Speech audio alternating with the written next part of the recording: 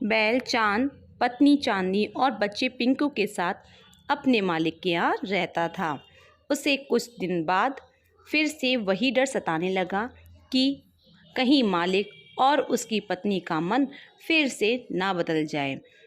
अच्छे दाम मिलने पर मुझे कहीं किसी को ना बेच दें। अब चांद को इंसानों पर से भरोसा उठ गया था।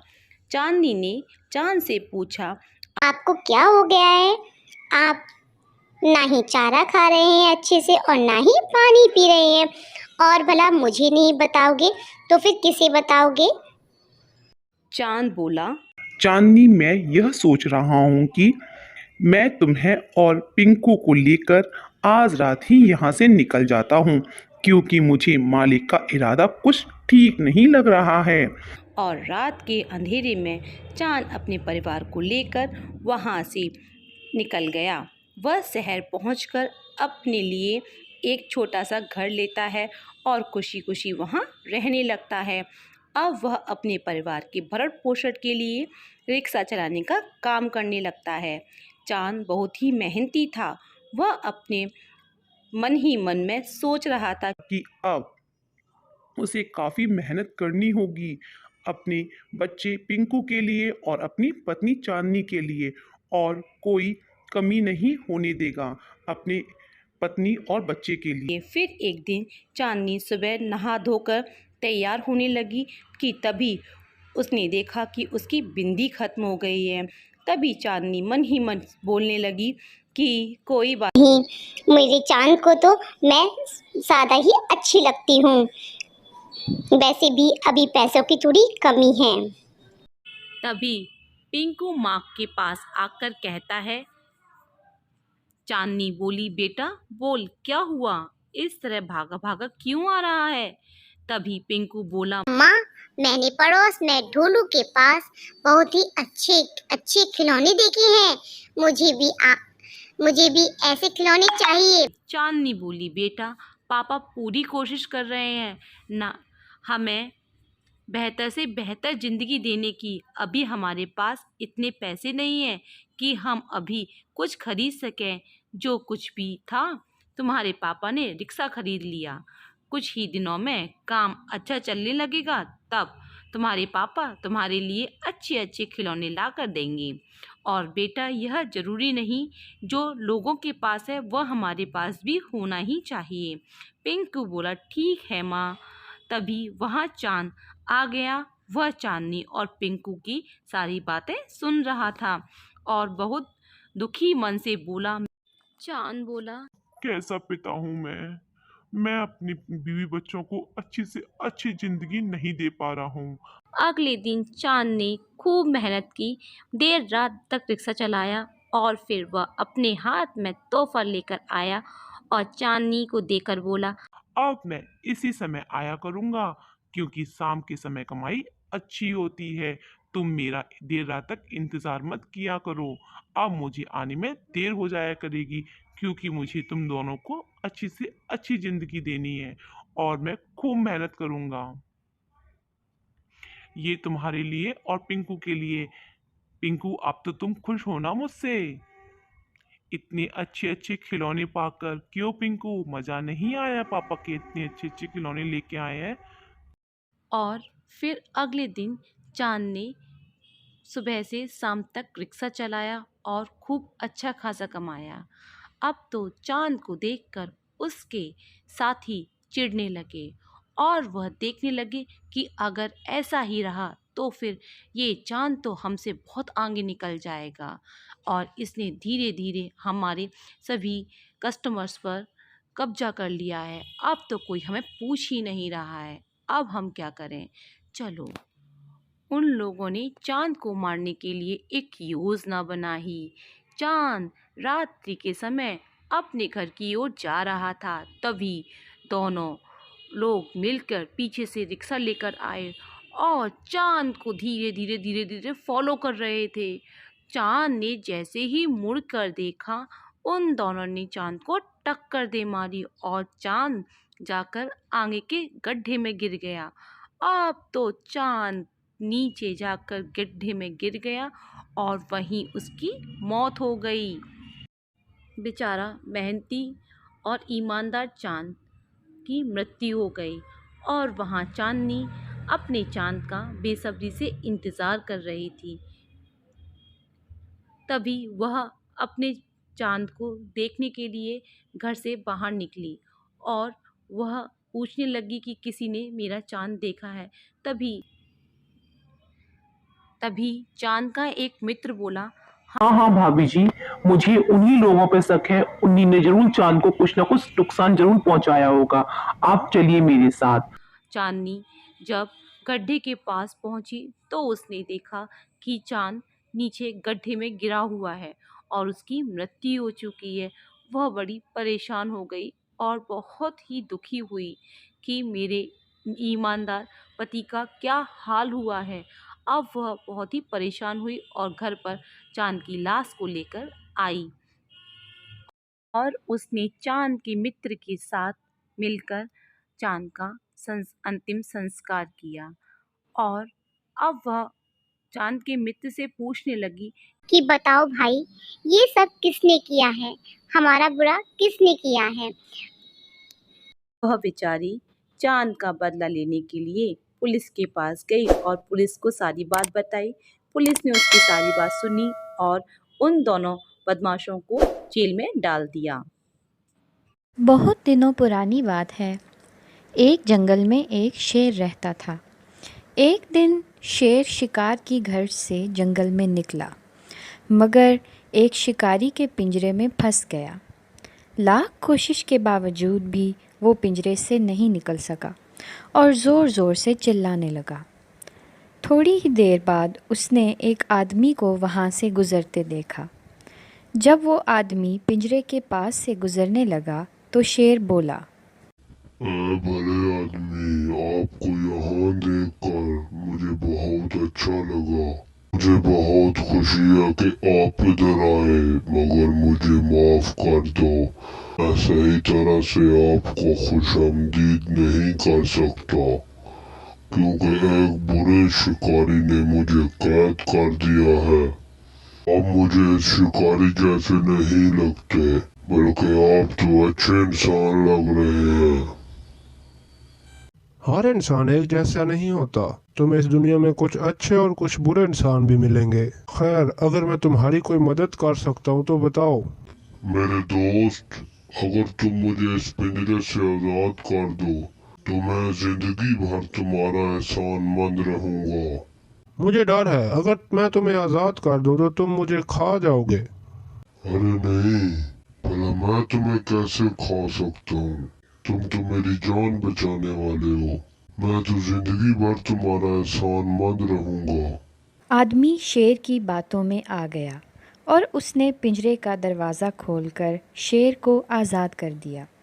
दरवाज़ा खुलते ही शेर जल्दी से बाहर आया और आदमी के सामने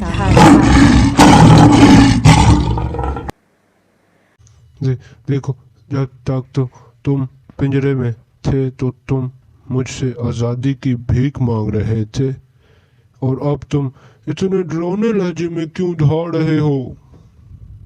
वो आदमी ज़ोर ज़ोर से रोने लगा और उसे समझ नहीं आ रही थी कि वो क्या करे। इतने में वहाँ से एक लोमड़ी गुजरी। लोमड़ी को देखकर आदमी लोमड़ी से बोला, देखो इस एहसान फरामोश शेर को, मैंने इसे कैद से आज़ाद करवाया है और अब ये मुझे खाना चाहता है।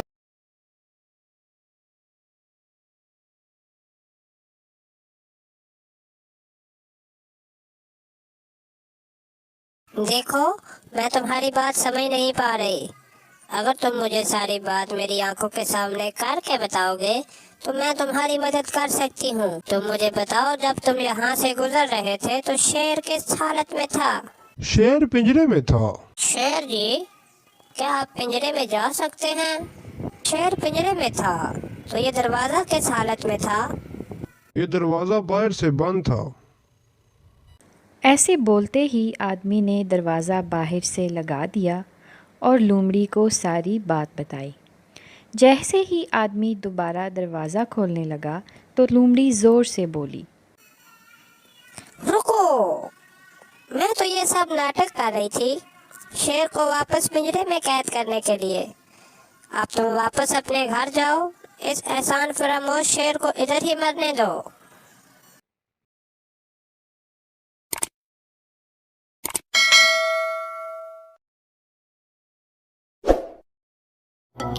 एक गांव में एक अंधी बुढ़िया रहती थी। वो अपने बहू बेटों के साथ रहती थी। वो बहुत गरीब थी, लेकिन वो बुढ़िया गणेश जी की बहुत पूजा किया करती थी और गणेश जी उससे प्रसन्न होकर एक दिन प्रकट हुए और बोले, माई तुम्हें जो मांगना है वो मांग लो। बुढ़िया बोली, मुझे तो मांगना नहीं आता, तो मैं कैसे मांगू और क्या मांगू। तब गणेश जी बोले, अपने बहू बेटों से पूछ कर मांग लेना। तब बुढ़िया अपने बेटे और बहू से पूछने लगी कि बेटा मैं क्या मांगू। बेटा बोला, माँ धन मांग लो। बहू बोली, माँ पोता मांग लो। बुढ़िया ने सोचा बेटा और बहू तो अपनी मतलब की बातें कर रहे हैं, अतः वो अपने पड़ोसी के पास गई और उससे बोली कि मैं क्या मांगू गणेश जी से। तो उसने बोला, तो तेरी थोड़ी जिंदगी शेष रह गई है, तू नाती और धन तू मांगे, तो बस अपने नेत्र मांगे, जिससे शेष जिंदगी तू अपने आराम से व्यतीत कर सकती है। उस बुढ़िया ने अपने बेटे और बहू और पड़ोसन की बात सुनकर सोचा, क्यों ना ऐसा कुछ मांगे जिससे बेटा बहू और मेरा सबका भला हो सके। जब दूसरे दिन गणेश जी आए और बोल बुढ़िया माई क्या मांगेगी, मांगो। मेरा वचन है कि मैं तुम जो मांगोगी वो मैं सब दूंगा। गणेश जी की बात सुनकर बुढ़िया बोली, हे गणपति महाराज, यदि तुम मुझ पर प्रसन्न हो तो मुझे 9 एकड़ की माया, निरोगी काया और अमर सुहाग दे, आंखों में प्रकाश दे, नाती पोते दे, समस्त परिवार का सुख दे, अतः अंत में मोक्ष दे। बुढ़िया की बात सुनकर गणेश जी बोले, बुढ़िया माँ तूने तो मुझे ठग लिया, लेकिन तूने जो मांगा है वो मैं तुझे अवश्य दूंगा। ऐसा कहकर गणेश जी अंत ध्यान हो गए। गणपति बाप्पा हमेशा सबकी रक्षा करते हैं, जो हृदय से उनको याद करता है और उनका मनन करता है, गणपति बाप्पा उनकी रक्षा करते हैं। बोलो गणपति महाराज की जय।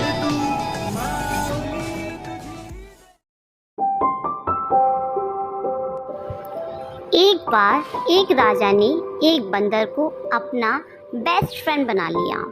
एक दिन जब राजा आराम कर रहा था, तब बंदर उसके बिस्तर पर के पास खड़ा ध्यान से उसकी रखवाली कर रहा था। कुछ देर में एक मक्खी कमरे में घुसी और सोते हुए राजा पर मंडराने लगी। बंदर ने अपने हाथ से मक्खी को भगाना चाहा, लेकिन मक्खी बार बार लौट आती। बंदर फिर भगाता, मक्खी थोड़ी देर बाद फिर से लौट आती। इस बार बंदर ने मक्खी को सबक सिखाने का निश्चय किया। उसने राजा की तलवार निकाली और जब भन बनाती हुई मक्खी राजा की गर्दन पर आकर मंडराई, तो उसने मक्खी पर तलवार मार दी। मक्खी तो बच गई, लेकिन बेचारे सोते हुए राजा की गर्दन तो कट गई। कई बार मूर्ख मित्र बुद्धिमान शत्रु से भी अधिक हानिकारक होते हैं।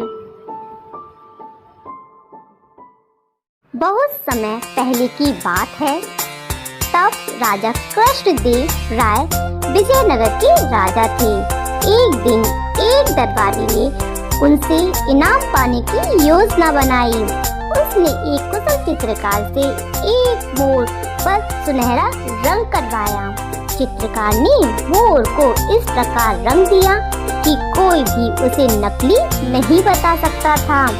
दरबारी ने उस मोर को राजा के समक्ष प्रस्तुत किया और कहा, महाराज, यह जंगलों में पाया जाने वाला सबसे दुर्लभ प्रजाति का मोर है। मैंने इसे पाने के लिए 30,000 स्वर्ण मुद्राएं खर्च की हैं, ताकि इस दुर्लभ पक्षी को आपके पास रख सकूं। कृपया मेरी भेंट आप स्वीकार कीजिए।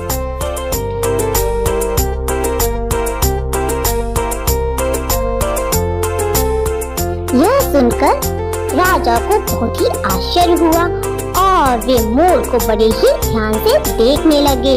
वे दुविधा में थे, लेकिन मोर का रंग इतना असली लग रहा था कि उन्हें यह मानना ही पड़ा कि ऐसा मोर मिलना वास्तव में ही दुर्लभ है। उन्होंने उस दरबारी को 30,000 स्वर्ण की मुद्राएं दे दी। तभी तेलीराम वहां आए और उन्हें यह सब समझने में देर नहीं लगी कि मोर तो नकली है। उन्होंने उस चित्रकार को ढूंढ लिया जिसने मोर को रंगा था। तेलीराम ने उसे 4 मोरों पर रंग करवा लिया।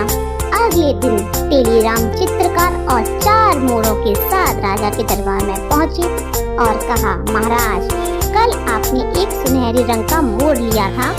आज मैं आपको उससे भी अच्छी प्रजाति के 4 मोर लेकर आया हूँ। जहाँ आपने एक मोर की कीमत 30,000 स्वर्ण मुद्राएं दी, वहीं आप मुझे 4 मोरों की कीमत 90,000 स्वर्ण मुद्राएं दे दीजिए। यह सुनकर राजा को बहुत आश्चर्य हुआ। फिर भी उन्होंने मान लिया और आदेश दिया। यह सुनकर तेलीराम ने कहा, महाराज, इन मुद्राओं का असली हकदार तो यह चित्रकार है जिसने इन पर रंग किया है। राजा आश्चर्य से बोले, क्या इनके रंग असली नहीं है? तेलीराम ने कहा, नहीं महाराज, आप नजदीक से इनकी खुशबू से पता लगा सकते हैं कि इन पर रंग किया गया है। राजा ने चित्रकार को इनाम दिया और उस लालची दरबारी से स्वर्ण मुद्राएं वापस लेकर उसे दंड दिया।